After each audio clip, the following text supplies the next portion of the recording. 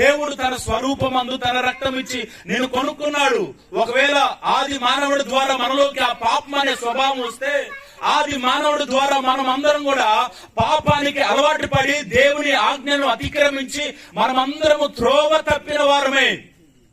ఏ భేదము లేదు, అందరూ పాపం చేసి దేవుడు అనుగ్రహిస్తున్న మహిమను పొందలేకపోతున్నారు. రోమపత్రికలో దేవుని వాక్యం తెలియజేసింది. నిజమే, ఏ భేదము లేదు, అందరము పాపం చేసి దారి తప్పి త్రోవ తప్పి తిరుగుతున్న వారమే. కానీ యేసు ప్రభు వారు ఆ సమయంలోనే 2020 సంవత్సరాల క్రితం ఈ లోకానికి వచ్చి ఆ తండ్రి మహిమతో ఉన్నటువంటి ఆ స్థానాన్ని విడిచిపెట్టి, ఆ పరలోక రాజ్యాన్ని విడిచిపెట్టి, ఆ మహిమ రాజ్యాన్ని విడిచిపెట్టి దూతలతో మహిమపరచబడుతున్నటువంటి ఆ దేవుడు ఏం చేశాడంటే, ఒక మానవుడుగా ఈ లోకానికి వచ్చి ప్రతి పాపము కొరకు, ప్రతి మానవాళి కొరకు ఆయన వెలను చెల్లించి తన రక్తాన్ని చిందించి ఆయన ఏం చేశాడు, ప్రాణం పెట్టడం ద్వారా మనం ఈ రోజు పరిశుద్ధులం అయిపోయాం. దేవునికి స్తోత్రం.